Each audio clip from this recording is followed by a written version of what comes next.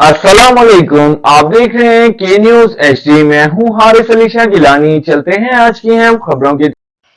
Divisional public school and college में intermediate honours day. Report कर रहे हैं हमारे नुमाइंदे मियां अली रजा।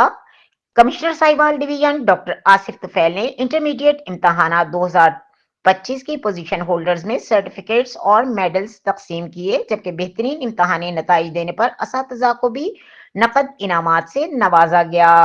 कमिश्नर साहिवाल डॉक्टर आसिफ तुफैल ने अपने खिताब में इकबाल के नौजवानों के लिए पैगाम का हवाला देते हुए कहा कि वो गुफ्तार के गाजी नहीं बल्कि किरदार के गाजी बने, ताकि माशरे में उन्हें फख्र से याद किया जाए।